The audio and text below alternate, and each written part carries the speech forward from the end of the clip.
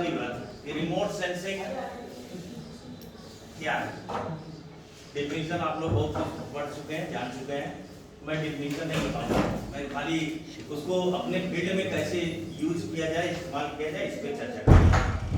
जैसा लिखा है, remote sensing offers N efficient and reliable means of collecting information required. Efficient में बहुत ही जल्दी और बहुत कम खर्चे में और बहुत एक्यूरेसी के साथ आपको इंफॉर्मेशन देता है। और रिलायबल है, कभी आप कोई काम करें, जैसे कोई फील्ड के बारे में, खेत जहाँ कोई फसल लगी हुई है उसके बारे में पता लगाइए, तो मैनुअली या फिजिकली अगर आप जाएंगे तो जब क्रॉप खड़ी है तभी आपको पता लगेगा।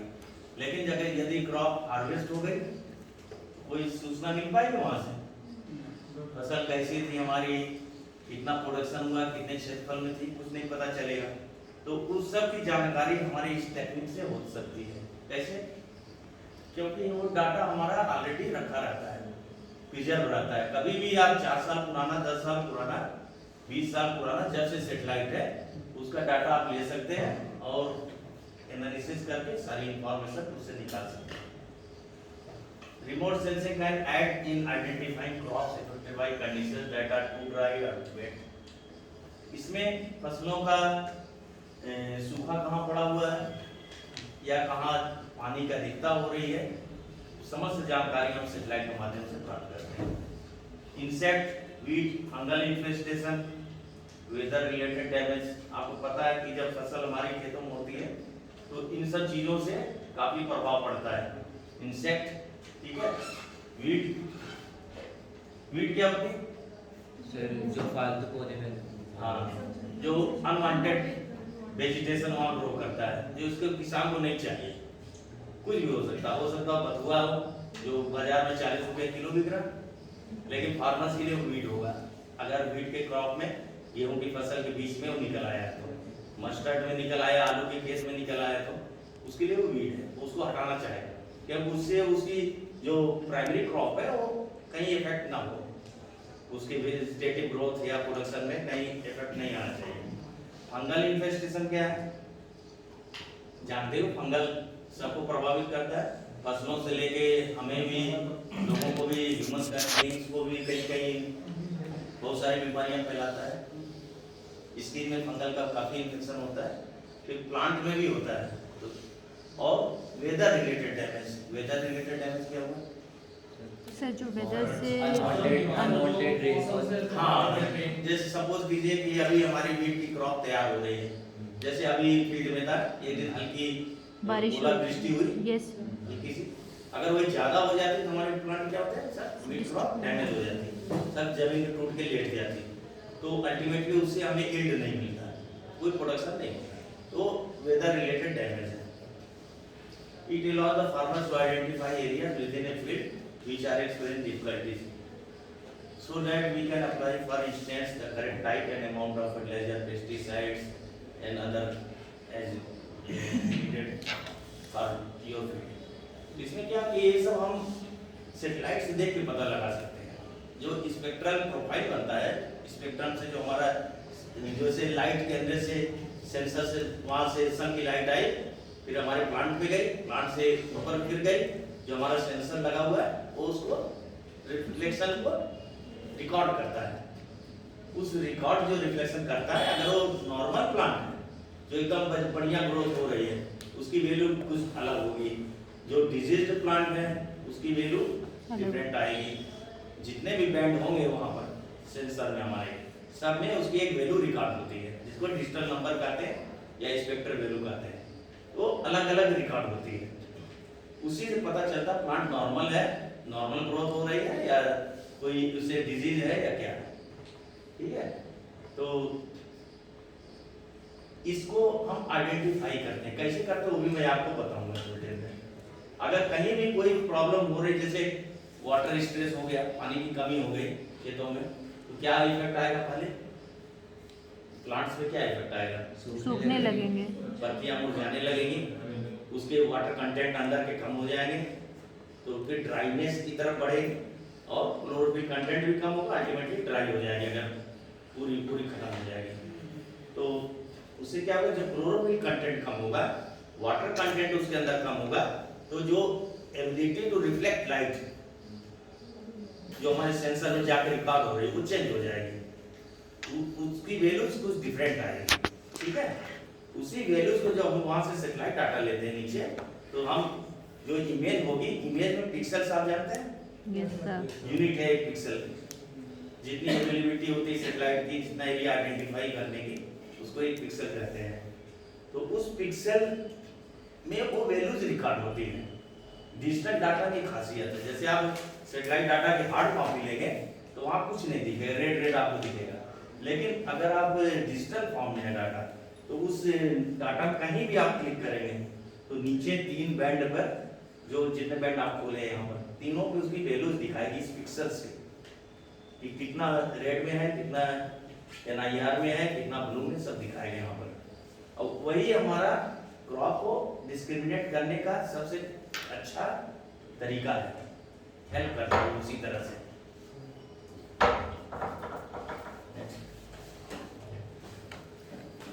जैसे हमने बताया कि एक्यूरेट एंड टाइमली इंफॉर्मेशन है, types of crop growth, year acres, crop yield, crop growth conditions, conditions कैसी मैंने बता दिया, डिजीज है, वाटर स्ट्रेस है, तो पता चलेगा।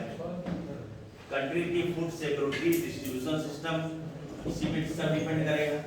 और हम लोग क्या करते हैं, क्रॉप हार्वेस्ट करीब 1 महीना 1.5 महीना पहले बता देते हैं कितना पैदा होने जा रहा हमारे देश में, हमारे प्रदेश में, हमारे जिले में, पहले बता देते हैं। तो सरकार को क्या फायदा होता है, पहले बताने से क्या होगा, सारा व्यवस्था कर सकती है, स्टोरेज कहाँ करना है, कहाँ मार्केट होगी, सारी व्यवस्था वो कर सकती है। और समय के रहते हम अपने डिस्ट्रीब्यूशन सिस्टम मजबूत कर सकते हैं, स्टोरेज कर सकते हैं, ट्रांसपोर्टेशन व्यवस्था कर सकते हैं।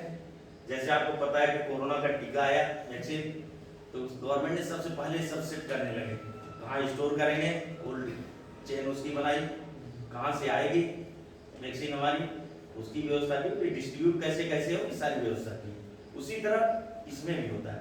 नहीं तो क्या हुआ, पता चला यहाँ पर यूपी में आलू का प्रोडक्शन बहुत ज्यादा हो गया, ठीक, यहाँ आलू 2 रुपए किलो बिकने लगा, और इधर दिल्ली में चले जाइए या जम्मू में चले जाइए, वहाँ नहीं है, हमने व्यवस्था ही बनाई भेजने की, तो वहाँ आलू 50 रुपए किलो बिकेगा, है कि नहीं। तो यूनिफॉर्मिटी लाने के लिए गवर्नमेंट ध्यान देती है कि किस तरह से सब व्यवस्था कर दें मार्केटिंग की, स्टोरेज की, जिससे आगे काम चलता रहे। नहीं तो महंगाई आ जाती है अचानक से। Traditional system of crop production forecasting have several problems due to lack of timely information. जो ट्रेडिशनल सिस्टम है इसका किस तरह से किया जाता है पता है आपको? फसलों के बारे में क्षेत्रफल और उत्पादन का आकलन अभी तक कैसे किया जाता है? नो, कैडेस्ट्रल मैप ठीक है, कौन करता है? सर्वेस होता है, कौन करता है? कोई उसके लिए लेखपाल करता है। लेखपाल के पास एक रजिस्टर होता है और उसमें सब खेतों के खसरा नंबर लिखे होते हैं, और उसी नंबर को फील्ड में देखता है क्या क्रॉप लगी है, कितने क्षेत्रफल में है, अंदाज से लिख देता है। और जब प्लॉट है तो पता उसको पता है किसका खेत है, कितना एकड़ का है, बीघे का है, सब लिख देता है उसमें। लेकिन आपको पता है लेखपाल का काम कितना सारा है? बहुत है ना। कुछ भी काम आएगा गांव में, चाहे पोलियो वैक्सीन हो, चाहे कोरोना वैक्सीन हो, या इलेक्शन में ड्यूटी हो, या वो क्वारंटाइन वाला सिस्टम चला हो, लेखपाल हर जगह इस्तेमाल होता है। आलू की तरह, जैसे सब्जी में आप आलू डालो कहीं भी खा जाए, तो लेखपाल बेचारे के सर पे काम बहुत है, पैसा इतना नहीं पाता लेकिन काम उसके सर पे बहुत है। तो उससे क्या होगा, जब काम आपको ज्यादा लाभ दिया जाए तो आपके कार्य प्रभावित होगा।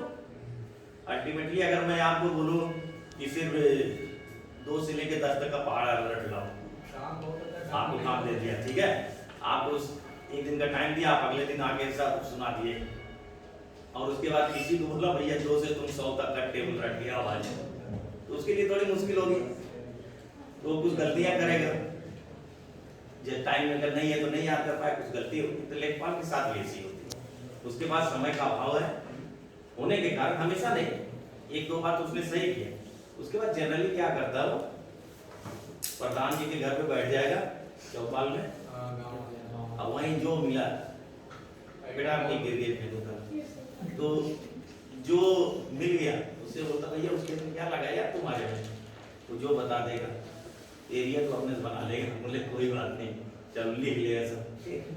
और पहले तो जाया करता था, अब कभी आप नहीं देखोगे खेतों में देखता हो, जब नापना होगा किसी का लफड़ा होगा, कोई 100 रुपये 200 रुपये उसको मिल जाए अलग से, उसमें जी जान बिड़ा देगा। लेकिन सरकारी कामों में घर बैठ के हो जाता है, क्यों आ जाए, तो सब भर देगा। सपोज चीज इसने पूरा टेबल भर दिया, पूरा रजिस्टर, उसका 2 रजिस्टर ब्लॉक में पहुंचा, ब्लॉक से फिर डिस्ट्रिक्ट पे गया, डिस्ट्रिक्ट में जिला कृषि अधिकारी होता है जो पूरे रिस्पॉन्सिबल होता है अपने जिले की खेती के लिए। तो बोले अरे गेहूं की पैदावार इस बार बड़ी कम है, ये तो हमको जवाब देना पड़ेगा लखनऊ में, ऐसा करो इसको थोड़ा बढ़ा लो। ले पूछेगा लेखपाल को बढ़ा ले, बोले उसको सब दे चुका, वो तो भेज दिया आपके पास, अब आपके पास है, बोले चलो तुम ही बढ़ा लो। तो उसने कुछ उसमें 4% 5% की बढ़ोतरी कर ली। वहां से डाटा लखनऊ आ गया, डिप्टी डायरेक्टर के पास या ब्लॉक में डिवीजन में चला गया, जो कहते हैं कमिश्नरी होती है, वहाँ डिप्टी डायरेक्टर बैठा है, उसने देखा तो बोला अरे इतना कम कैसे प्रोडक्शन हो गया, और ये वाली क्रॉप तो ये कहीं है ही नहीं जिले में, लगता भूल गया, तो वो भी उसमें बढ़ा देगा, उसके लिए कुछ उसको लगना नहीं है, उसने अपना भी बढ़ा लिया 2000 हेक्टेयर 20,000 हेक्टेयर कुछ। तो इससे क्या हुआ, उसमें मैनिपुलेशन शुरू हो गया नीचे से, पहले तो लेखपाली किया, उसके बाद बढ़ता गया। लखनऊ में आया, लखनऊ में एग्रीकल्चर डायरेक्टर सिंगल बॉडी या अकेले बैठता है, उसने देखा अरे ये तो मंत्री जी अभी नाराज हो जाएंगे, इतना फर्टिलाइजर दिया, इतना पेस्टिसाइड दिया, इतना हमने फसल प्रदर्शन किया वहां पर फील्डों में, लेकिन एरिया नहीं बढ़ी, प्रोडक्शन बढ़ा, तो वो भी अपने हिसाब से मैनिपुलेट करता है थोड़ा। अल्टीमेटली जो आपके पास डाटा आया वो बहुत जगह से मैनिपुलेट हो गया है, तो सही रिजल्ट नहीं आया। उसके बाद स्टैटिस्टिकल फिगर में भी वेरिएशन आ गया, लेकिन जो रिमोट सेंसिंग का डाटा होगा, अगर आप दोबारा चेक करना चाहेंगे तो लेखपाल को ही बोले भैया इसमें देखो इतना आया था क्या, तो बोले साहब कट उठ के साफ हो गया, किसान खा पी बराबर कर लिया, अब कुछ वहाँ पे फील्ड में नहीं है तो मैं कुछ नहीं जानता। लेकिन रिमोट सेंसिंग में आप लोग पढ़े लिखे हो, जब भी कोई कहेगा कि अरे लास्ट ईयर जब चेक करो कितना आया था, उपाध्याय जी आए तो इतना बता गए, आप देखो, अगर आपके पास नॉलेज है, आपने सेटेलाइट डाटा आया किया मंगाया और आपने एनालिसिस की, आपको वही खेत दिखेंगे, फिर से सारी कुछ वही रहेगा, आप एनालिसिस करेंगे, हमारे डाटा के आसपास आप पहुँचेंगे, 2-4% 3% आपका जो IQ होता है, मेंटल स्टेटस होता है, तो उससे थोड़ा वेरिएशन हो सकता है, बट सामान्यता वही रहेगा, इसलिए इसमें मैनिपुलेशन नहीं होता है। ये सब आप बहुत अच्छी तरह जान चुके हो, जितने क्लास होते हैं सब सिखाते हैं, ठीक है, इसको मैं नहीं दिखाऊंगा।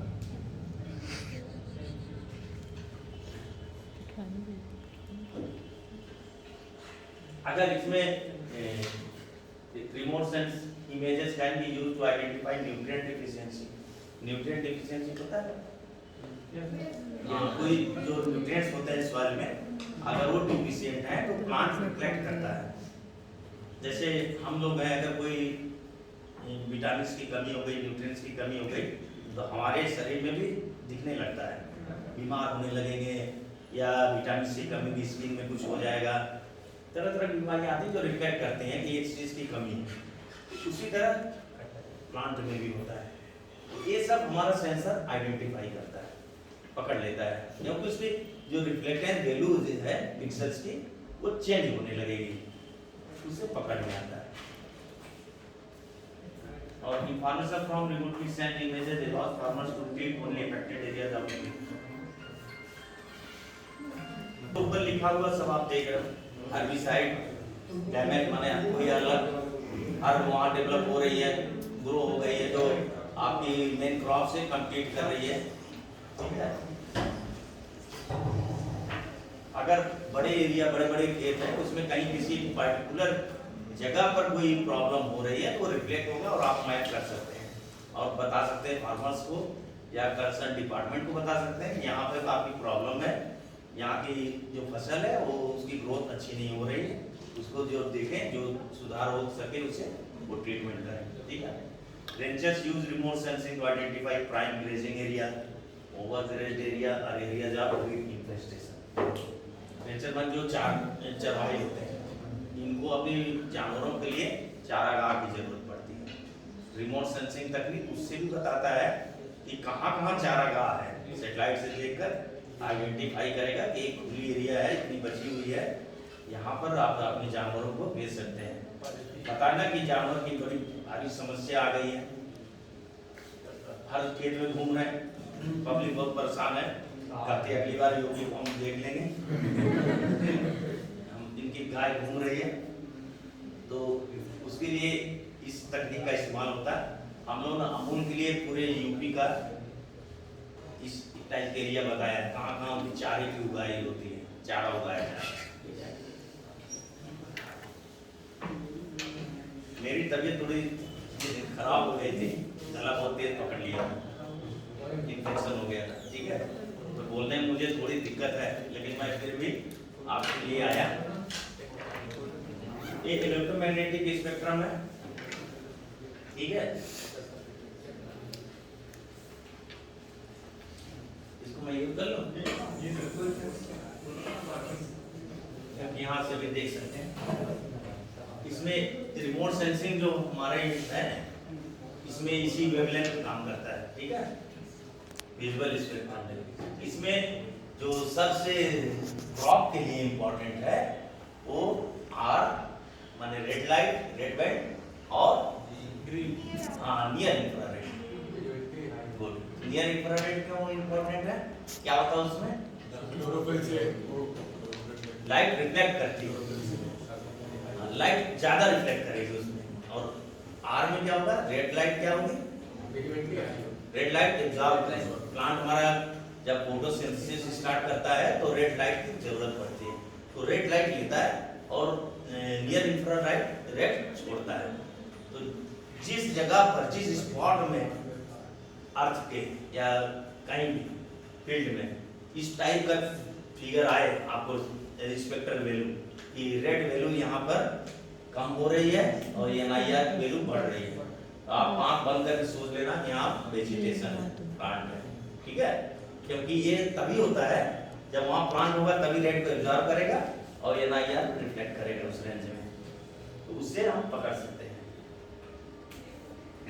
एक इलेक्ट्रोमैग्नेटिक रेडिएशन है इसमें। अब आपको इसमें जो खास बात है कि मैं बता दूं कि किस तरह से ये बहुत इंपॉर्टेंट है, पूरा प्रिंसिपल हमारा इसी पे बेस्ड है कि हम लोग क्या करते हैं, डिफरेंट क्रॉप्स कलेक्ट कर देते हैं। सैटेलाइट डाटा आप देखे होंगे, सैटेलाइट डाटा सब रेड रेड दिखता है वेजिटेशन, लेकिन मुझे नहीं रेड दिखता है, मुझे उसमें रेड में कई तरह की चीजें दिखती हैं, बहुत सारे शेड्स दिखते हैं रेड में। अब आप भी ध्यान से देखोगे तो पता चलेगा। रेड FCC क्यों बनाई जाती है पता है किसी को, बताओ। FCC जो fast colour composite satellite data का दिया जाता है वो रेड कलर में वेजिटेशन को शो करते हैं। क्यों, सैटेलाइट डाटा देखे हो ना कभी आप लोग, देखे हो कि नहीं, उसमें रेड रेड दिखता है सब, वो वेजिटेशन है। तो रेड कलर क्यों दिया गया, वो फाल्स कलर कंपोजिट है, ये नेचुरल नहीं है, फाल्स माने हम लोगों ने बनाया है, इसको क्रिएट किया है। तो रेड क्यों होता है बताओ, चलो मैं बताता हूँ। इसकी वेवलेंथ कम होती तो ट्रैवल नहीं, तो रेड में क्या है, सबसे ज्यादा वेजिटेशन दिखेगा आपको सैटेलाइट डाटा में। कोई भी सैटेलाइट डाटा आप देखिए, मैं भी दिखाऊंगा, वेजिटेशन ज्यादा दिखेगा। वेजिटेशन ज्यादा है इसका मतलब यहाँ पर, तो उसको वेरिएशंस उसके अंदर हमको देखना है, तो उसको हमने रेड कलर दे दिया। रेड कलर में बहुत सारे वेरिएशंस आपको अलग अलग टाइप के दिख सकते हैं, व्हाइट कर देंगे, ग्रे कर देंगे या ब्लू कर देंगे, तो उसमें इतना नहीं दिखेगा, एक नेचुरल थियरी है। तो रेड में बहुत सारे वेरिएशन दिखते हैं, इसलिए क्रॉप को रेड से डाला गया है। कि रेड हो जाएगा तो ज़्यादा से ज़्यादा दिखेगा। तो उससे क्या होगा, हम डिफरेंट क्रॉप्स को अलग करेंगे। जैसे गेहूं की फसल है, मस्टर्ड है, आलू की खेती हो रही है कहीं, और शुगर केन है, गन्ना है, या और कोई क्रॉप हो सकती है, बहुत सारी वेजिटेबल्स हैं। हम सबको अलग करते हैं उससे एक ही सेटेलाइट डाटा में। जो आपको रेड रेड दिखता है जिसको आप वेजिटेशन बोलते हैं, हम उसको डिफरेंट क्रॉप्स समझते हैं कि उसमें बहुत सारी क्रॉप्स। अब उस क्रॉप्स को हमको अलग करना है डिजिटल एनालिसिस करके। उसके लिए पहली बात है कि गेहूं कैसे अलग हो जाएगा मस्टर्ड से, हरा हरा वो भी है। गन्ना कैसे अलग होगा, जी टेक्सचर अलग है, हाइट है, टेक्सचर है, लीफ में क्लोरोफिल कंटेंट है, लीफ में वाटर कंटेंट है अलग अलग, और लीफ का जो अपने प्लांट में अटैच है उसके तने से, वो जो पैटर्न है अटैचमेंट का पत्तियों का, वो वेरिएशन करता दुनिया में हर एक प्लांट अलग अलग होता है। और लीफ एरिया इंडेक्स एक होता है, वो किसी प्लांट का आपस में नहीं मैच करेगा। उसको आप आगे चलोगे, कभी रिसर्च करोगे तो वहां आपको करने का मौका मिलेगा, तो अलग होता है। उस कारण उसके जो रिफ्लेक्टेंस की कैपेसिटी है, जो वैल्यू रिफ्लेक्ट होगी लाइट की, वो डिफरेंट होगी इन सारे पैरामीटर्स के कारण। अगर गेहूं की खेत है वहां पर, तो उसका लीफ कलर सेम होगा, टेक्सचर सेम होगा, शेप होगा सेम, ठीक है, और लीव्स का अटैचमेंट होगा प्लांट से सेम होगा। गन्ना है उसमें डिफरेंट होगा, पोटैटो वहां डिफरेंट होगा। तो इसके कारण वैल्यूज एक सेम आएंगे। Satellite data, digital satellite data में हम कर्सर रखते हैं कहीं भी, किसी भी रेड जगह पे, वहां की एक वैल्यू नीचे दिखाता है, वो वैल्यू डिजिटल नंबर है जो वहां पे रिकॉर्ड हुआ है सेंसर में। तो उसके कारण हम इसको आइडेंटिफाई करते हैं। और आगे मैं आसान बताऊंगा किस तरह से कर पाते हैं। ये देखिए रेड में सबसे ज्यादा एब्जॉर्प्शन है, उसके बाद NIR में जिस तरह क्रॉप बढ़ेगी हमारा क्रॉप ऊपर जाएगा, NIR वैल्यू बढ़ती जाएगी, फिर जैसे जैसे मैच्योरिटी होगी, ड्राई होगा, धीरे धीरे ग्राफ नीचे की तरफ आएगा। ये तो सब आप जानते ही हैं, दो तरह के सैटेलाइट हैं, आप लोगों ने देखा होगा। कम्युनिकेशन सैटेलाइट कौन सा है इसमें, जियो स्टेशनरी वाला, क्योंकि उसको हमारे कंट्री के सापेक्ष हमेशा स्टेशनरी स्थिर होना चाहिए, क्योंकि तभी हमारे इंडिया के सामने रहेगा, तो इंडिया की इंफॉर्मेशन हमको कम्युनिकेट करते रहेगा। और ये रिमोट सेंसिंग सैटेलाइट है, इसमें नॉर्थ टू साउथ हमेशा एक अपने ऑर्बिट में सैटेलाइट हमारा मूव करता है। फिर भी बताइए, ये पूरे ग्लोब को कवर कर लेता है, कैसे संभव है? ये तो एक ही जगह घूम रहा, और भी सैटेलाइट है, ठीक है, अरे वो भी सैटेलाइट जैसे घूम रहा है एक ही जगह, कोई पता भी तो घूमेगा। हम अगर एक ही सैटेलाइट से बोले पूरी दुनिया को चाहे डाटा नहीं होगा ना, लेकिन पृथ्वी भी तेजी से घूम रही है, पृथ्वी घूम रही है ना, तो उसका लोकेशन चेंज होते रहेगा।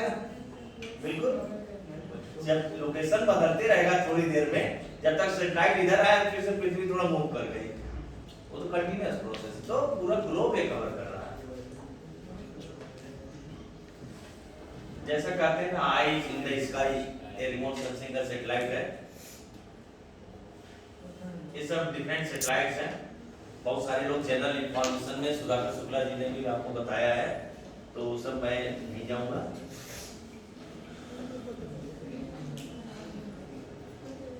एग्रीकल्चर का थोड़ा सा आपको इंफॉर्मेशन है। रिमोट सेंसिंग से क्रॉप की हेल्थ पता चल सकती है, stress, damage, potential, field, soil condition क्या है वो सब पता चलता है, न्यूट्रिएंट्स की कमी होगी आप बता सकते हैं। हम लोग क्या करते हैं, crop production forecasting of region comprise identifying of a crop covers acreage estimation forecasting theory. हम लोग सैटेलाइट डाटा से, सैटेलाइट के जो सैटेलाइट डाटा मिला उसे सॉफ्टवेयर है जिसके मदद से हम लोग इसकी एनालिसिस करते हैं, फिर बताते हैं यहाँ पर डिफरेंट क्रॉप्स कितनी है, और उसके बाद जो यील्ड की फोरकास्टिंग होती है, हम लोग ऊपर से ग्रेन तो देख नहीं पाएंगे, देख लेंगे, कितने दाने हमारे वीट में आए नहीं देख पाएंगे। तो उसके लिए हमें स्टैटिस्टिकल मेथड्स यूज करते हैं, मॉडल्स बने हुए हैं, जिसमें एक पैरामीटर्स रिमोट सेंसिंग होता है जो उसके हेल्थ के बारे में बताएगा क्रॉप की, और अदर पैरामीटर जो एग्रोमेट्रिक डाटा है जैसे wind velocity, rainfall, temperature, minimum maximum, humidity, ये सब डिफरेंट पैरामीटर्स को लेकर मॉडल्स बने हुए हैं, स्टैटिस्टिकल मॉडल। उसमें रन करके हम बताते हैं अगर एकरेज इतना है तो प्रोडक्शन कितना होगा। ठीक है, प्रोडक्शन डायरेक्ट रिमोट सेंसिंग से नहीं पॉसिबल है। एक प्रोजेक्ट कभी चला था, भारत में स्टार्ट हुआ था 74-78 से, लेसी करके large area crop inventory experiment during 1974-75। ये पहला रिमोट सेंसिंग में एक्सपेरिमेंट है एग्रीकल्चर में, इसमें वीट क्रॉप ऊपर किया गया था। ठीक है, एक लेकिन जो हमारा पहला एक्सपेरिमेंट था root wilt disease in coconut, नारियल में ऊपर एक विल्ट की डिजीज होती है, सूख जाता है पत्तियां ऊपर से, तो नीचे से नहीं क्लियर दिखता। तो हमारे कुछ साइंटिस्ट इसरो के ऊपर से फ्लाई किए फ्लाइट से, जो उसके लिए स्पेसिफिक लेंस होते हैं, वहां से एरियल फोटोग्राफी किए और पूरा उन्होंने देखा कि क्रॉप में क्या चेंजेस मिल रहे हैं हमको। तब उन्होंने इस विल्ट डिजीज को थोड़ा आइडेंटिफाई कर पाए किस एरिया में ये बीमारी है प्लांट्स में, कोकोनट के। तो उसे फिर उन्होंने एग्रीकल्चर में शुरू कराया धीरे धीरे। उसके बाद जो प्रोजेक्ट चला उसका crop acreage and production estimation in India करके नाम दिया, के शॉर्ट फॉर्म CAP। तो इससे हम लोग मेजर क्रॉप्स जो है वीट, पैडी मीन्स धान, शुगर केन, मस्टर्ड, कुछ क्रॉप्स का एकरेज निकालना शुरू किए।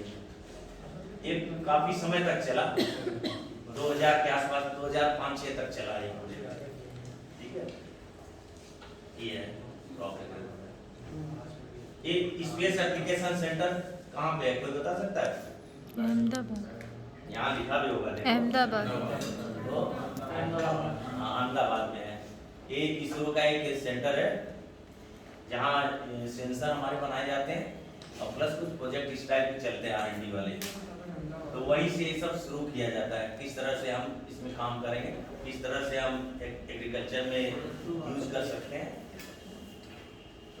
सही, प्रोजेक्ट स्टेट के अंदर होते हैं, सेंटर के अंदर होते हैं? नहीं, सेंटर का था, लेकिन हर स्टेट वाले उसमें काम करने के लिए शामिल थे, हर स्टेट सेंटर, क्योंकि सेंटर के पास तो अपना एरिया कितना है, तो हर स्टेट को शामिल करना पड़ता, तभी तो मिलेगा। यूपी सबसे बड़ा एरिया वाला है।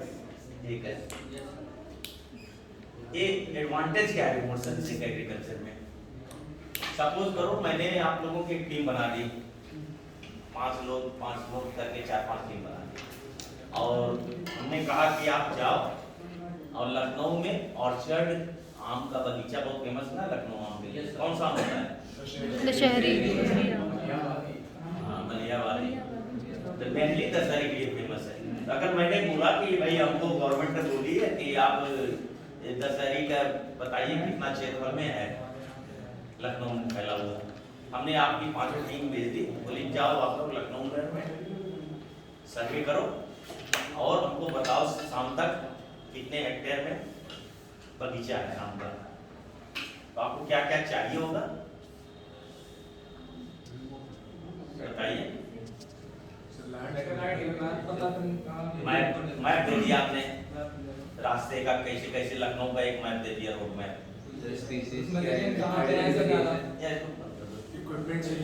हाँ, इक्विपमेंट अगर आपको चैन सर्वे चाहिए, चैन होती सर्वे करने के लिए, या कुछ मीटर वाला वो सब चाहिए, जो भी चाहिए ले लो। लंच भी रख लिया, पानी की बोतल रख लिया, सारा कुछ रख लिया।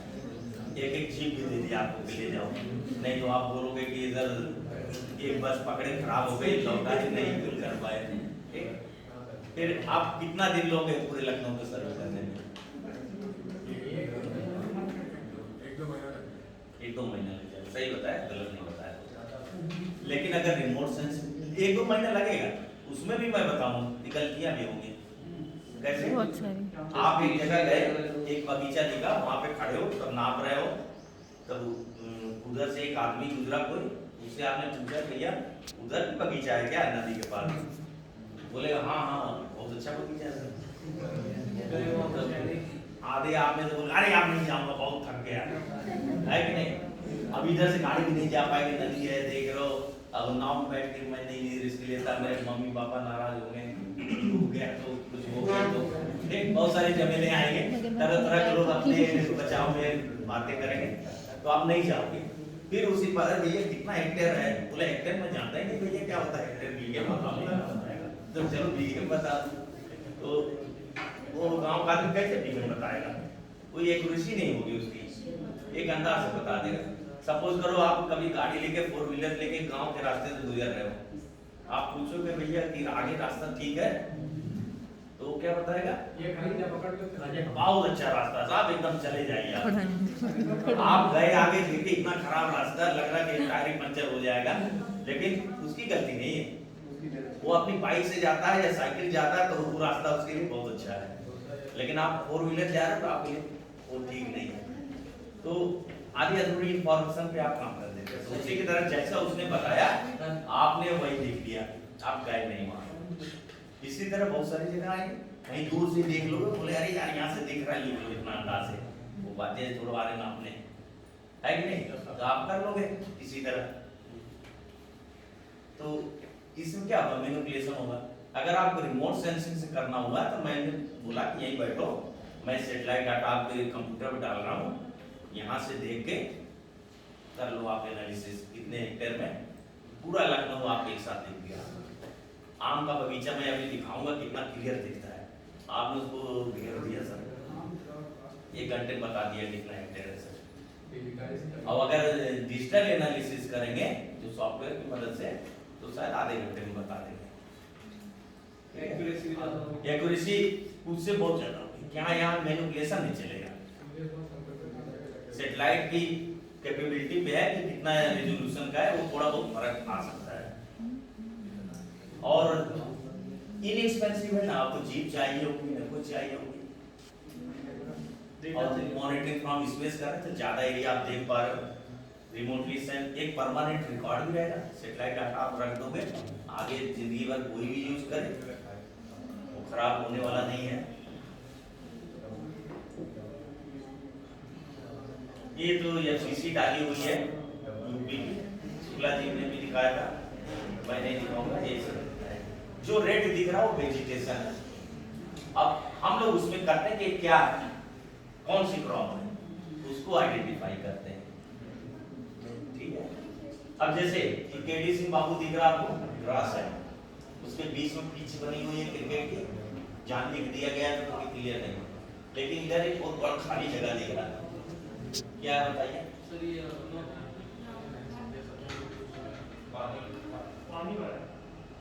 पानी भरेगा तो ब्लू या ब्लैक दिखेगा। अरे यार केडी सिंह बाबू बगल में ये देखो, एक परिवर्तन चौक का, एक सुभाष चौक सही पार्क है। देखा मैं जरा पार्क किसने देखा है, वहाँ कितनी हरियाली है ना। Yes sir. तो फिर ये क्या है, हरियाली होती, अरे हरियाली होती छूने से भाग रहा क्या, अच्छा अच्छा टच से भी है, तो हरियाली होती तो रेड होता, रेड नहीं है, इसका मतलब हरियाली नहीं है। लेकिन हमने देखा, तुम बोल रही हो देखें वो हरियाली है, ये क्या सैटेलाइट डाटा की इमेज कर दिया चंद्रशेखर ने, ये उस समय का डाटा है जब यहाँ पर रैली होती थी, लखनऊ महोत्सव हुआ करता था, तुम लोग छोटे छोटे रहे होगे, पापा यहाँ पर लखनऊ महोत्सव होता था और कोई भी पार्टी अपनी रैली करती थी तो यही करती थी। आज की डेट में तो बहुत ऐसी भीड़ भाड़ वाला एरिया हो गया, उसमें इतना नहीं था, तो उसमें खाली रहता था, ऐसे घास उगने नहीं पाती थी, घास जरा से उगी तो दूसरी पार्टी खड़ी हो गई वहां, वो रौंद डाली फिर साफ हो गया, ठीक है। इसमें क्या है, इससे मेरे एक कहने का मतलब क्या है, आप टेम्पोरल डाटा यूज करके चेंजेस निकाल सकते हैं। टेम्पोरल मींस अलग अलग डेट के डाटा यूज कीजिए, उसके क्या चेंजेस रिसोर्सेज पे दिख रहा वो निकलेगा। आज एक और पुराना डाटा, आज का डाटा यूज कीजिए, यहाँ पूरा लाल लाल रेट दिखेगा। ठीक है, कोई बात नहीं, तो अच्छी बात है। टीचर, अरे टीचर ये तो बहुत अच्छा है यार, हमको क्या नहीं बताया। देखो हाथ लगा के ताजमहल दे दिया। मैं जानता था पहले लगा देता। ये ताजमहल है ना, ये पिलर दिख रहे हैं चार, पिलर के सेट्स भी दिख रहे हैं। आपको पता है इस सेट्स का क्या इंपॉर्टेंट है? इसका हाँ हाइट पता चलती है। और एक बहुत इंपॉर्टेंट घटना हुई थी इसके कारण। लादेन का फर्स्ट आइडेंटिफिकेशन यूएस ने सैटेलाइट की इसी छाया से हाइट अंदाज लगाया था। एक घर था बड़ा सा, उसमें जगह थी, उसमें खाना खाने के बाद टहलता था, तो उसने देखा कि एक लंबा सा आदमी यहाँ वॉक करता था। फर्स्ट एक इंफॉर्मेशन मिली, फिर धीरे धीरे बाकी इंफॉर्मेशन गैदर किया, तो ये पता चलता है हाइट, इसे पिलर की हाइट इससे निकाल सकते हो आप। ये भी एक सैटेलाइट डाटा है। ये तो हमारा सेंटर है रिमोट सेंसिंग। ये एग्रीकल्चर यूपी का एट ए ग्लांस है। ठीक है, इसमें देखो मार्जिनल फार्मर जो इसके पास छोटे छोटे खेत हैं वही है। हमारे यूपी में वेस्टर्न छोड़ दीजिए तो ज्यादातर सबके पास छोटे छोटे खेत हैं। छोटे खेत में क्या प्रॉब्लम होती है? मैनेज करना कॉस्टली होता है, और कोई मैकेनिकल मशीनरी से मैनेज नहीं होता है, वो टफ होता है। कोई बड़ी मशीन ला दिए, पता चला आपने खेत कटवा रहे, पड़ोसी काट दिया, है कि नहीं? इसी तरह मैं आपको एक एग्जांपल बताऊं। मैं एनआरएस से गया था, national remote sensing agency, Hyderabad में, साउथ में है। गए हो कभी? हाँ तो ठीक है, तो अच्छी बात है, कभी मौका मिले जाना। तो वहाँ पे हम लोग लंच क्या करते थे, चंद्रशेखर पता नहीं गया कि नहीं गए हो ना, तो लंच के लिए बड़ा से एक वो है कैंटीन, मेस में इसी भीड़ लगी होती है, हजारों लोग एक घंटे के अंदर खा लेते हैं। इतने सट के बैठते हैं, और साउथ वाले कैसे खाना खाते हैं? हाथों से सर मिलाया, थोड़ी दही डाला तो पानी भी डाला, और ऐसे नहीं खाता, ऐसे उठेगा नहीं, ऐसे मैं देखा, तो मैं बगल वाले को बोला सर जरा संभाल के मारिएगा। बोले भाई, आप बोले मेरे मुंह में तो डाल दिया। अरे इतने तो गए है, एकदम बगल बैठे, आंख मार दिया इधर, मैं खा गया। तो बचना पड़ता वहां पे।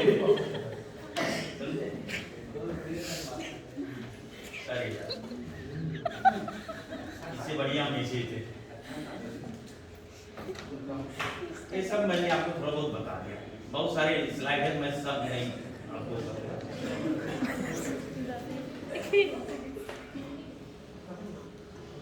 ऑब्जेक्टिव मैंने भी बता दिया। इस क्रॉप एकरेज प्रोडक्शन एस्टिमेशन का ऑब्जेक्टिव क्या था?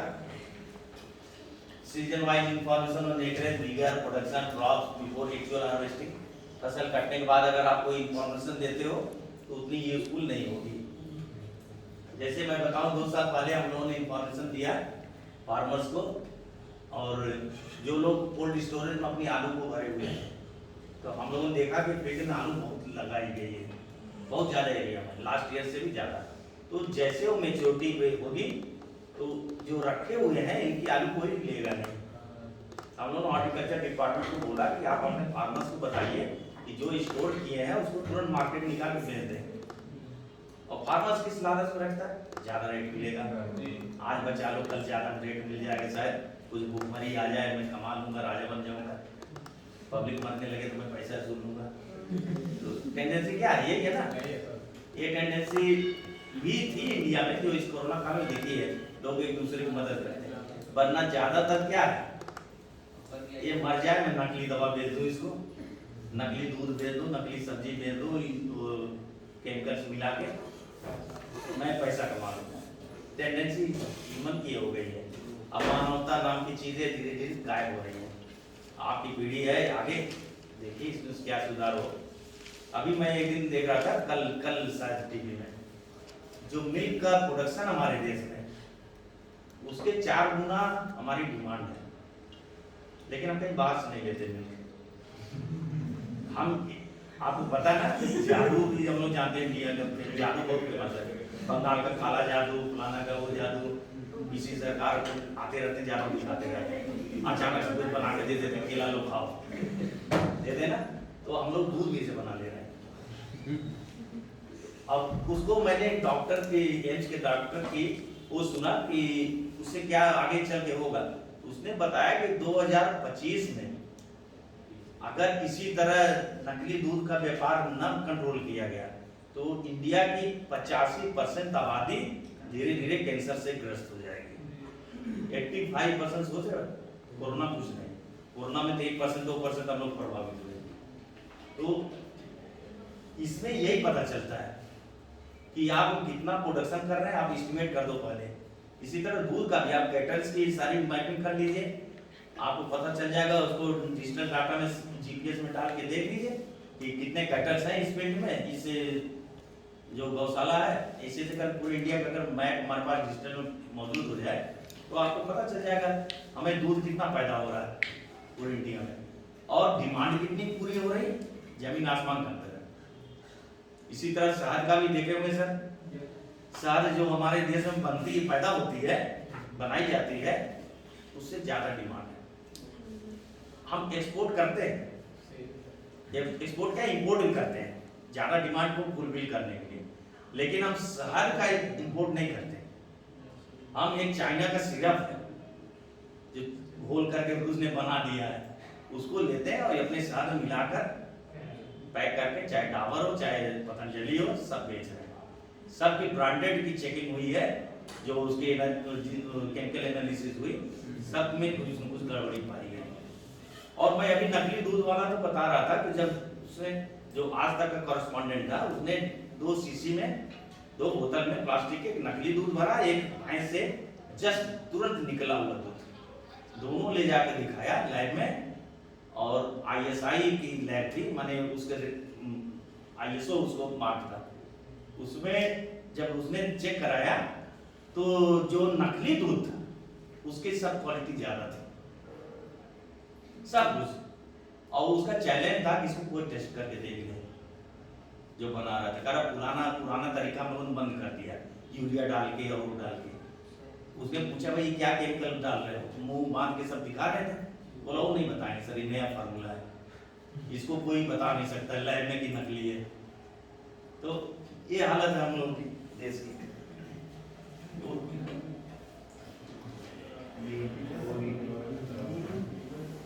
नेशनल वीट प्रोडक्शन फोरकास्टिंग एक परियोजना चलाई गई जब हम लोगों ने successfully crop acreage production estimate को कंप्लीट कर लिया सक्सेसफुली, और उसमें हम लोगों ने एक्सपर्टाइज हासिल कर ली और नेशनल लेवल पे वीट प्रोडक्शन फोरकास्ट होने लगा। और इसमें सारे स्टेट्स वाले एक साथ जाते थे, और अहमदाबाद या एनआरसी में, हैदराबाद में, वहाँ पर डिजिटल एनालिसिस करके सैटेलाइट डाटा से multi date advance gift data भी यूज करके हम लोग प्रोडक्शन और एकरेज एस्टिमेट करते थे इसका। हाँ, ग्राउंड ट्रूथ डाटा। ये ग्राउंड ट्रूथ डाटा क्या है? फील्ड की इंफॉर्मेशन। फील्ड में आप गए बगैर या उसकी जानकारी के बगैर आप कुछ नहीं कर सकते, कोई भी टेक्नोलॉजी आ जाए, लेकिन फील्ड का जो डाटा है जो हम कलेक्ट करते हैं जाकर, या आपके अंदर दिमाग में नॉलेज हो उसका, आप उसी एरिया के हैं तो मैं नहीं समझता ज़्यादा जाने की जरूरत है, लेकिन नहीं तो आपको जाना पड़ेगा। हाँ, तो जाकर क्या करते हैं आप, हम उस किस पीरियड में पसंद करेंगे जाना जो हमारे सप्लाई डाटा के लिए फायदेमंद हो। मैक्सिमम वेजिटेटिव स्टेज, जब उसमें ग्रोथ अच्छी हो, पूरी पत्तियां भरी हो हमारे क्रॉप में, जिससे उससे क्या होगा, सॉइल एक्सपोजर नहीं दिखेगा ऊपर से। जब सॉइल एक्सपोजर दिखेगा तो हमारे जो वैल्यू रिकॉर्ड हो रहे हैं सेंसर में स्पेक्ट्रल, वो चेंज हो गए। अगर सिर्फ पत्ती रहेगी तो उसके स्पेक्ट्रल वैल्यू अलग आएगी, तो हम उस पीरियड को प्रेफर करते हैं। सैटेलाइट डाटा भी चुनने के समय मैक्सिमम वेजिटेटिव स्टेज जब है हमारी खेतों में, उसको उसी पीरियड में सैटेलाइट डाटा भी लेते हैं और ग्राउंड ट्रूथ में भी उसी समय जाते हैं, तभी तो मैच करा पाएंगे उस डाटा से। और वहां पर क्या खास बात ध्यान देनी है, large homogeneous sites of crop ground under different geographic conditions. इसमें जो बहुत बड़ा बड़ा खेत है हमारा, वहां से हम डाटा लेंगे। बड़ा बड़ा क्यों लेते हैं, क्योंकि जिससे अगर हम उसके आसपास खड़े हो जाए तो सैटेलाइट इमेज में हमको उस एरिया को आइडेंटिफाई करने में बहुत आसानी हो। तो वहां हम जीपीएस लेके खड़े होते हैं, जीपीएस की रीडिंग लेते हैं, जीपीएस में लेट लॉन्ग आ जाएगा। उस लेट लाइन को जब अगर हम डिजिटल डाटा में डालेंगे तो हमारा कर्सर उसी लेट लॉन्ग पे जाएगा। फिर उसके पिक्सल्स को हम इलाज करेंगे, फिर उस पिक्सल्स के नीचे वैल्यूज देखेंगे कितनी है। हमने देखा 72, 110, 115 ऐसे करके तीनों बैंड में वैल्यूज आ रही है। उस वैल्यूज को हमने लिखा और हमने कहा कि यहीं पे हम गए किसी जगह पर, मीन्स वहां पर हमने फील्ड में वहां बीट की क्रॉप देखी थी या गन्ना देखा था, तो वो वैल्यूज उसी की है। अगर बीट है तो बीट की वैल्यूज है, और जहां जहां फील्ड में बीट होगी हर जगह उसी के आसपास वैल्यूज होंगे तीनों बैंड में। तो ये उस क्रॉप को आइडेंटिफाई करने के लिए सबसे इंपॉर्टेंट टूल है, एक की है जिसके सहारे पूरा सैटेलाइट डाटा क्लासिफाई होता है। हमारा सॉफ्टवेयर उसी वैल्यूज को आइडेंटिफाई करता है कि इसी वैल्यू के रेंज में पूरी इमेज में कहां कहां दिख रही फसल, और उसको सबको एक क्लस्टर बनाया बता देगा ये बीट क्रॉप है। और जो दूसरा हमने बताया गेहूं का अलावा हमने शुगर केन के खेत में डाटा लिया, तो उसको हमने डाला, वो जहां पर पड़ रहा है सैटेलाइट डाटा उसकी जितनी वैल्यूज आ रही है उसको हमने बता दिया कि ये शुगर केन है। तो हमारा जो सॉफ्टवेयर शुगर केन के एरिया अलग कर देगा और 2 मिनट में हेक्टेयर में बता देगा, एकड़ में बता देगा कितने हेक्टेयर में खेती हो रही है। कभी कभी चेंजेस आते हैं उस नंबर वैल्यूज में, वो कैसे, एग्रोनॉमिकल ऑब्जर्वेशंस में कोई एग्रोनॉमिकल एक्टिविटीज अलग अलग हुई है, कहीं बाद में गेहूं लगा है, कहीं पहले लगा है, तो इससे केसेस में नंबर अलग हो सकते हैं जो हमारे पहले क्लासिफिकेशन में नहीं जाएगा ये सब क्रॉप। तो हमें एक और क्रॉप इस तरह के भी फील्ड से ऑब्जर्वेशन लाएंगे जो अलग दिखे। गेहूं है लेकिन थोड़ा उसकी हाइट अलग है, ज्यादा ग्रोथ नहीं हुई है, उसको भी आप लेके आएंगे, कवर करेंगे फील्ड से, तो उसको सैटेलाइट डाटा में डालेंगे तो वहां फिर से सिग्नेचर मिलेगा आपको। तो ऐसे खेतों की कितनी एरिया है उसको हमारा सॉफ्टवेयर अलग करेगा। इसको एक अलग बीट बनाएंगे, बीट 2, बीट 1, बीट 2, बीट 3 ऐसे कर 3-4 क्लास बनाएंगे, और बाद में हम पूरा बीट को जोड़ देंगे तो हमारी बीट की खेती बता देगा कितने हेक्टेयर में है।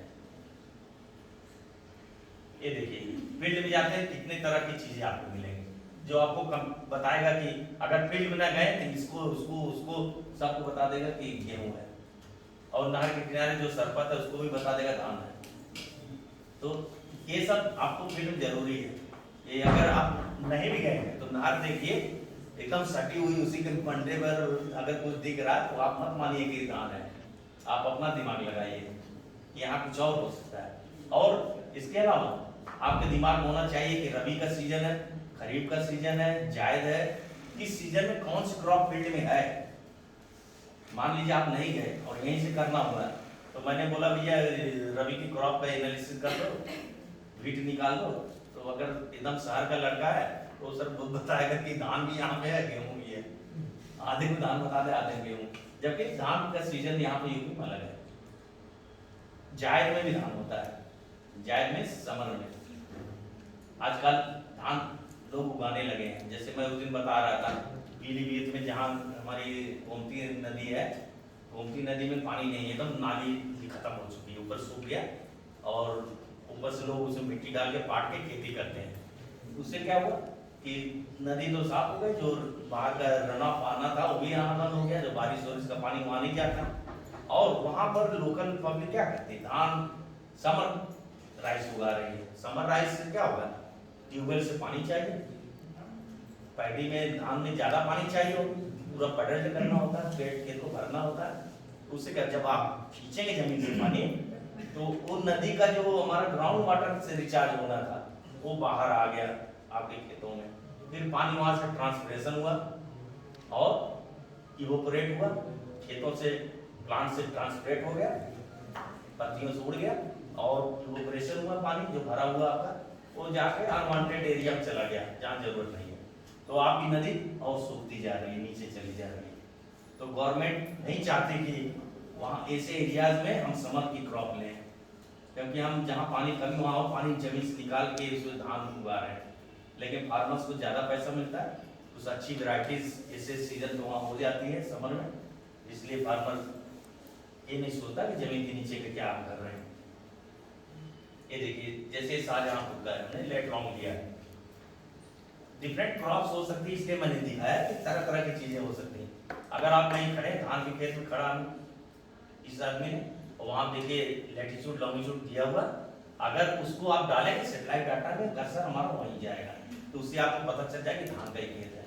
फिर आप डिफरेंट बैंड्स में उसकी वैल्यूज देखेंगे, जो डिजिटल नंबर कितना रिफ्लेक्टेंस वैल्यू है सेंसर में, उससे पता चलेगा उस पिक्सल का इतना इतना नंबर है। तो जितने पिक्सल इस नंबर के आएंगे वो सारे वही क्रॉप होगी जहाँ पे हम सेटेलाइट डाटा से गए हैं, और उसे खेत में खड़े होकर जीपीएस रीडिंग लाए, चाहे पल्स हो, चाहे शुगर केन हो, चाहे बाजरा हो, चाहे मस्टर्ड क्रॉप। हमने बताया कि मैक्सिमम वेजिटेटिव स्टेज में हम सेटेलाइट डाटा को प्रेफर करते हैं, और फील्ड में भी मैक्सिमम वेजिटेटिव स्टेज जाते हैं। इसमें क्या होता है मस्टर्ड के खेत में, मस्टर्ड क्रॉप को आइडेंटिफाई करने के लिए टेम्पोरल डाटा मतलब मल्टीडेट डाटा या यूज कीजिए, बहुत आसान होता है। कैसे, एक बार मस्टर्ड एकदम ग्रीन रहती है, हम उस समय सेटेलाइट डाटा लेते हैं, ठीक है।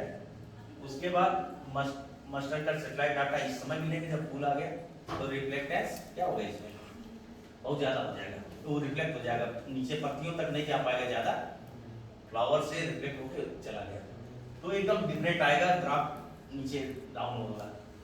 उसके बाद फिर क्या होगा, फिर ग्रीन हो गया, जब फ्लावर खत्म हुआ उसके पॉट सब फिर ग्रीन हो गया, फिर क्या पहले जैसा सिग्नेचर आने लगेगा। तो अगर ग्राफ ऐसे जा रहा है, ऐसे जा रहा है, ऐसे जा रहा है, माने 2 पीक आपको मिल रहे हैं एक ही सीजन में, तो आपको आंख बंद करके बता देना है मस्टर्ड का खेत होगा, क्योंकि एक बार वो बीच में फ्लावर आया इसलिए नीचे गया है, और फिर 15-20 दिन बाद फिर बढ़ गया वो, तो बस शॉर्ट ड्यूरेशन की क्रॉप होती है, कम समय में होती है। तो इस जो कैरेक्टरिस्टिक है इसकी, इसी को हम यूज कर लेते हैं, इसको डिस्क्रिमिनेट कर लेंगे और बता देते हैं कि ये मस्टर्ड का खेत है। देखिए यहाँ पर एक बिजनोर हमने एक सेटेलाइट डाटा डाला, जैसे मैं बता रहा था फॉल्स कलर कंपोजिट रेट बनाया जाता है, कि हम लोग बनाते हैं, सेटेलाइट डाटा में नहीं होता, इसीलिए एफसीसी कहा जाता है। ये रेड वेजिटेशन इसीलिए देते हैं कि रेड में बहुत सारे वेरिएशन दिखते हैं, डिफरेंट थोड़े थोड़े वेरिएशन देखो आपको दिखेगा, रेड ही नहीं है, बहुत तरह का कलर हो सकता है इसमें देखो, लेकिन सब अगर ऐसे देखा जाए तो रेड है।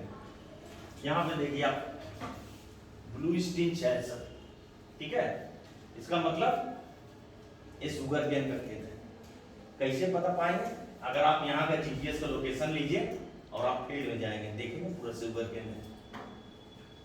ये क्या है, ये ऑर्चर्ड होगा, कोई बगीचा हो सकता है, पेड़ पौधे लगे बड़े बड़े, जिसका सिग्नेचर ऐसे आता है। ये तो अर्बन डेवलपमेंट है, जो आपका माने घर होगा, मकान होगा। ये क्या है, ये आपका ब्राइट दिख रहा है, रेड डार्क है, वो पैडी है, धान है। इस तरह से आप जब अब आप अगली बार जब देखेंगे तो बहुत कुछ आपको अपने अंदाज लगेगा, अरे अब रेडी नहीं है सब, खाली वेजिटेशन है, इसके अंदर बहुत सारी चीजें हैं। देखिए ये पोटैटो इतना अच्छा, उसके अंदर क्लोरोफिल होता है, वाटर कंटेंट होता है, उसका रिफ्लेक्टेंस इतना ब्राइट आता है रेड एफसीसी में।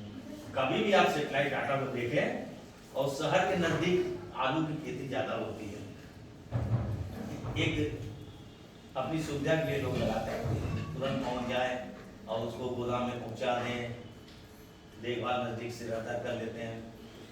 तो इसमें देखिए ये आगरा का है, या अलीगढ़ हाथरस रोड है, इस रोड के चारों तरफ बहुत बड़ा आलू का खेत है, और इसका सिग्नेचर इतना बढ़िया रहता है कि अगर पूरी एफसीसी देंगे तो अलग जगह अलग कलर दिखेगा, जहाँ गेहूँ होगा। तो इससे पता चलता है कि ये पोटैटो का खेत आप मैप में देख के सेटेलाइट डाटा में जिस माने सॉफ्ट कॉपी में नहीं, हार्ड कॉपी में भी देखेंगे, बता देंगे क्या आलू है। एग्रोमेट्रोलॉजिकल डाटा का यूज करते हैं हम लोग फील्ड के लिए, प्रोडक्शन एकरेज तो हम इससे निकाल लेते हैं, लेकिन यील्ड के लिए हमें कोई ऐसा सैटेलाइट डाटा के थ्रू हम प्रोडक्शन नहीं निकाल पाते हैं, जबकि हम ग्रेन्स नहीं गिन सकते ऊपर से। तो इसमें हम डिफरेंट चीज़ें यूज करते हैं, maximum minimum temperature, rainfall, relative humidity, ये सब लेते हैं। कई सालों का 20-30 सालों का हमारे यहाँ कलेक्शन है, उससे मिलाकर हम स्टैटिस्टिकल मॉडल बनाएंगे एग्रोमेट डाटा से, और फिर उसी पर रन करके हमारा एक पैरामीटर होता है NDVI का। NDVI कोई पूछ रहा था, NDVI नॉर्मल वेजिटेटिव इंडेक्स होता है, क्रॉप के विगर को बताता है। कि इसमें दो मैथमेटिकल कैलकुलेशन करके निकालते हैं, NIR माइनस R बटे NIR प्लस R। -1 से 1 तक बीच में वेरिएशन होता है।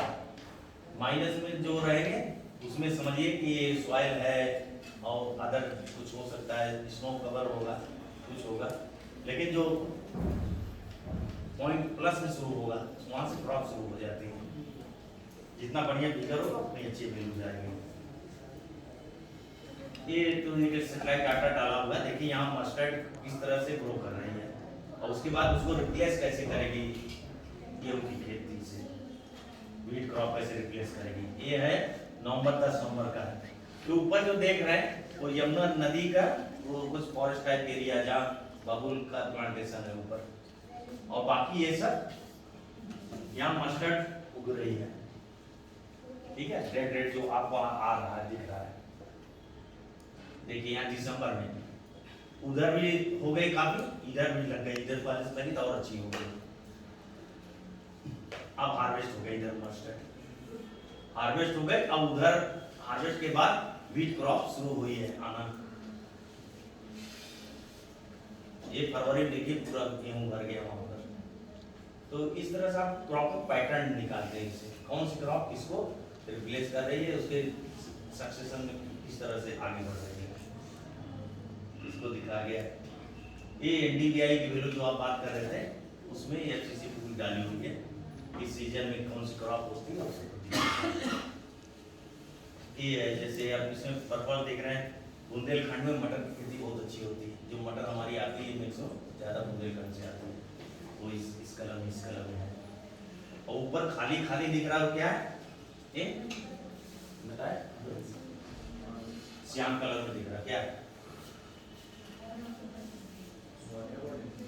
इतनी एरिया क्या खाली पड़ी हुई है, गन्ना हार्वेस्ट हो गया है, खेत दिख रहे हैं। जिस समय का डाटा है उस समय गन्ना हार्वेस्ट हो चुका है, अगर होता तो उसके भी अलग सिग्नेचर होते, उसमें भी वहां पूरा खाली दिख रहा है ना। ये देखिए कभी कभी हम लोग निकालते हैं, एरिया देते हैं कितना प्रोडक्शन हो रहा है, एकरेज बढ़ा है, तो सरकार बोलती कैसे बढ़ गया, आप बताओ, एरिया बताओ, सबूत भी देना पड़ता है। तो आप देते हैं कि 11 फरवरी 2016 को यहाँ पर इन डिस्ट्रिक्ट्स में इस तरह से हालात थे, और उसी डेट के आसपास 14 फरवरी को वहाँ पर रेड दिख रहा है, मीन्स यहाँ क्रॉप एरिया बढ़ा है। पिछली बार क्यों नहीं था हमें नहीं मालूम, आप उसकी भी पता लगा सकते उसका भी। ये सैटेलाइट डाटा के एनालिसिस के लिए बताया गया। इसमें जो डिजिटल नंबर की बात कर रहे थे वहाँ भी वैल्यूज आती है, और इसमें सपोज कीजिए यहाँ पर हमने क्लिक किया सैटेलाइट डाटा पर, अगर फील्ड में हम गए हैं तो यहाँ एक ऑप्शन होता है, इसी में जब आप एनालिसिस करेंगे तो लैटिट्यूड लॉन्गिट्यूड डाल देगा। सपोज कीजिए आपने उसको इंटर किया और वहाँ पर मैं गेहूँ के खेत में खड़ा था, तो यहाँ पर आया, इसको मैंने गोल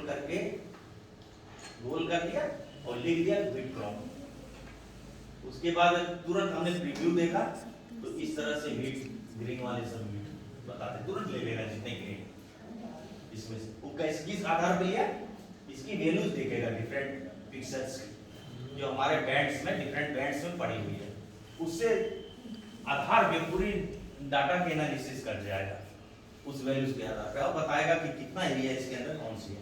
इस तरह ये वाटर का भी हमने बनाया है, इसका ब्लैक आ रहा क्यों, और डीप वाटर, ठीक है, ब्लैक आ। इसको बनाने पे इधर नहीं दे रहा था क्योंकि यहाँ थोड़ा अलग कलर है, लेकिन पानी ये भी है, हमने एक वाटर यहाँ बनाया एक यहाँ बनाया, उससे पूरा क्लासिफाई हो जाएगा पानी में। इसी तरह क्रॉप में है क्लासिफिकेशन होता है डिजिटल क्लासिफिकेशन। ये हमारे लखनऊ में पहले हरियाणा वगैरह के भी लोग आते थे, क्योंकि हमारा सेंटर सॉफ्टवेयर और इस सब मामले में इंफ्रास्ट्रक्चर में काफ़ी अच्छा है, तो हम लोग उनकी भी एनालिसिस करते थे साथ साथ। ठीक है, वीट क्रॉप की ये रायबरेली का देखिए, वीट क्रॉप के समय रबी में एक मैप बना है। ये इंटरक्रॉपिंग जो हाई रेजोल्यूशन डाटा होता है उसको,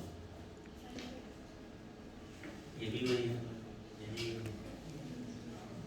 एक सीधग्रा करके ऐप हम लोगों ने बनाया है, एक पूरी मैपिंग की है इसकी, जितने भी सीधग्रा यूपी के हैं, तो उसमें दिखाते हैं हम लोग कि कहाँ कहाँ गूगल में भी है।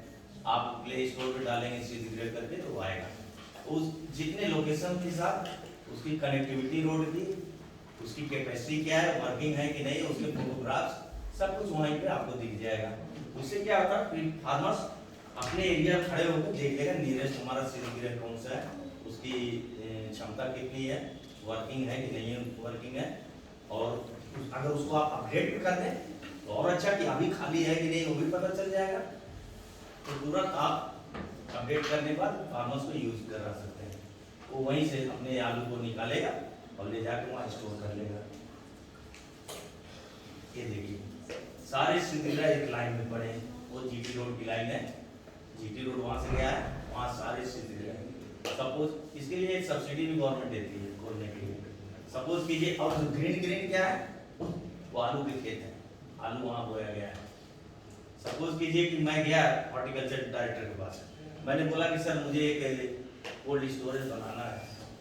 उसने पूछा कहाँ बनाओगे, हमने बता दिया सर जीटी रोड के पास, आसपास एकदम खाली एरिया है, कहीं कोल्ड स्टोरेज दूर 5 किलोमीटर तक नहीं, मैं वहीं बनाना चाहता हूँ, और आलू की खेती भी बहुत अच्छी होती है, फार्मर्स के लिए सहूलियत होगी। डायरेक्टर साहब ने एक लैपटॉप खोला, खटखट डाला गूगल पे, हमारे ऐप के थ्रू उन्होंने मैप देख लिया, हमको घुमा के दिखा दिया, भैया जीटी रोड में बड़ा बड़ा है, आप कहाँ बनाओगे, तो मैं सब्सिडी लेने के लिए वहीं बना दूँ। उनका नहीं, आप जहाँ खाली है यहाँ बनाइए, बनने से क्या होगा, यहाँ भी आलू पैदा होने लगेगा। जब बनेगा तो लोग सोचा नहीं मेरे नजदीक आ गया, आलू पैदा करो इसमें डालो, तब यहाँ बन सकता है, यहाँ बन सकता है, यहाँ बन सकता है, यहाँ बन सकता है, यहाँ बन सकता है, यहाँ बन सकता है, यहाँ नहीं बन सकता, क्योंकि ऑलरेडी वहाँ पे है। तो ये इंफॉर्मेशन तुरंत ऑफिसर को मिल जाती है कि हमसे गलत पैसा मांगने आया है, सब्सिडी गलत ले रहा है, इसको जरूरत नहीं है। ये गूगल में दिखता है, कोल्ड स्टोर में डिटेल उसके आते हैं, आप क्लिक करोगे तो क्रॉप कंडीशन का भी हम लोग असेसमेंट करते हैं। इसमें जितना डार्क है वहाँ क्रॉप उसकी ज़्यादा अच्छी ग्रोथ, और जहाँ हल्का होता गया येलो पे गया वहाँ कम से कम है। ये डिफरेंट मैच है। यहाँ पे एक गोंडा था, उस समय बहुत कम क्रॉप थी, हम लोग सोचे क्या बात है, फिर जाके किसी को भेजा, पता चला भी सोइंग हो रही है, लेट थी। तो सारी इंफॉर्मेशन आपको यहीं से मिल सकती है। एक सादा सहायक कमांड एरिया था, यहाँ पर सरकार ने पंप कैनाल बनाया, पंप कैनाल बना दिया, लेकिन उसे पता करना था कि वहाँ पे इम्पैक्ट पड़ा या कि नहीं पड़ा उस एरिया पे। तो इम्पैक्ट के लिए रिमोट सेंसिंग गया, उसने पुराने डाटा को लिया 1997 का, उसने देखा कि बीच में इतना एरिया काफी खाली था, देख रहे हो ना, सिंचाई का साधन नहीं था, कोई क्रॉप नहीं होती थी। और उसके बाद क्या हुआ, ये कब का है, फरवरी 2009 का। उसी पीरियड में इतने सालों बाद यहाँ पे क्रॉप होने लगी, तो क्रॉप हो गई।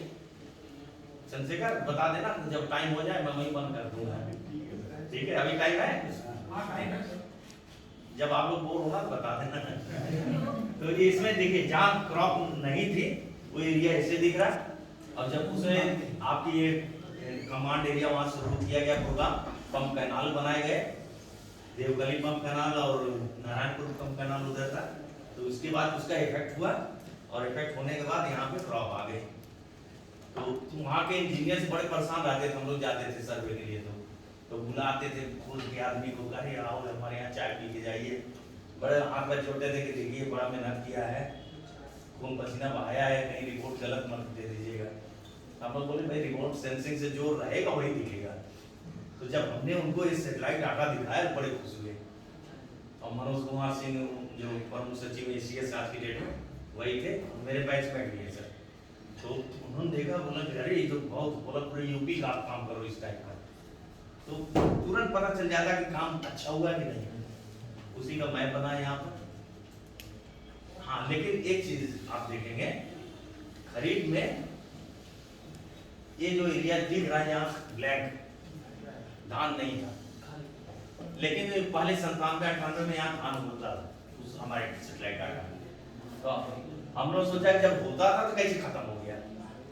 तो जब हम लोग गए तो पता चला बारिश नहीं हुई इस बार अच्छी, और पंप कैनाल बिजली के अभाव में चली नहीं। तो इस एरिया में सिंचाई नहीं हो पाया, तो इसलिए खाली रह गया। और जब पंप कैनाल से छोटी छोटी इस टाइप के चैनल्स बनाएंगे जिसके कारण लोगों को सिंचाई की सुविधा उपलब्ध हुई, तो खेती उसी तरह से अच्छी होने लगी।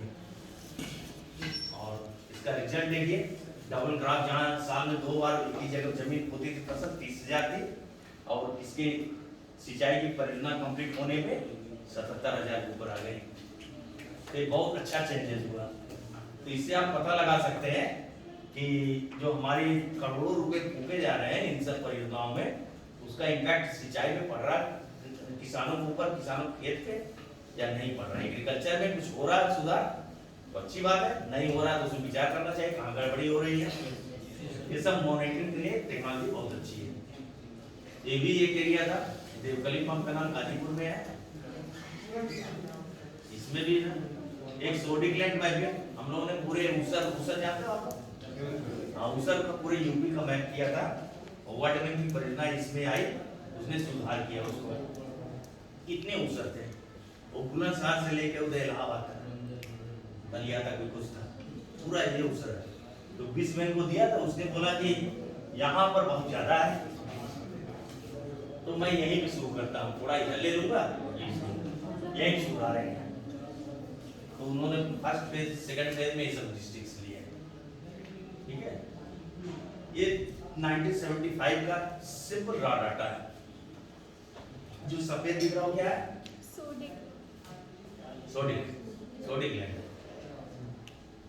एक इसी टाइप की परियोजना थी जिसकी मॉनिटरिंग के लिए हमारे सिंचाई विभाग ने अमेरिका में को दिया है कंपनी को कि आप इसकी मॉनिटरिंग कीजिए। तो उन्होंने जौनपुर का इसी टाइप का डाटा था, जौनपुर में बहुत दूसरा है। तो इस डाटा में उन्होंने, और जब हम लोग को काम करने गए सेकंड हमको मिला कि आप लोग इसकी मॉनिटरिंग कीजिए। जब हम लोग उनके रेफरेंसेस देखने लगे तो ऐसा जौनपुर का एक सीन था। उन्होंने इसको जो व्हाइट थे इसको लिखा स्नो कवर,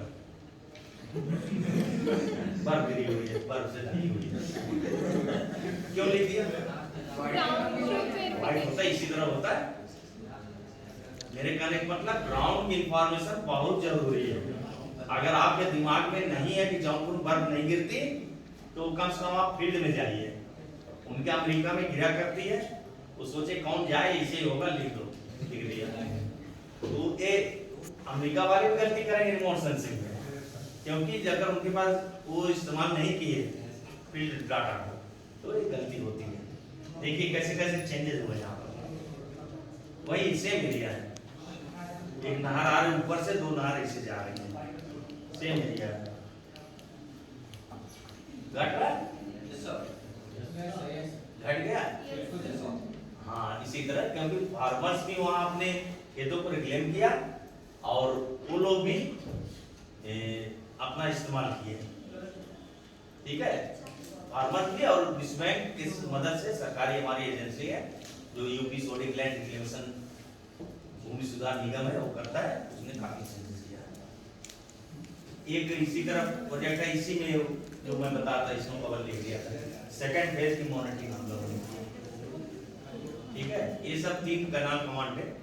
एक इधर लोअर गंगा का है, इधर ललितपुर में है, और उधर सादा सहायक हैदरगढ़ का है।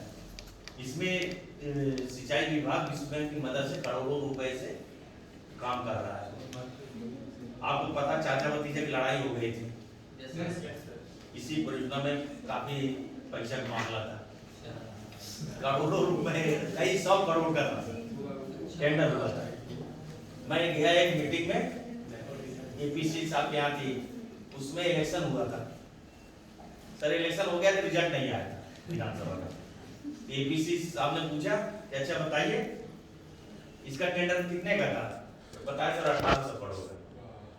तो बोला कि कैसी भीड़ हुई थी, बोले बेटा रिकॉर्ड मत करना, इसमें 5 जाम होने क्या ऑफिस से बात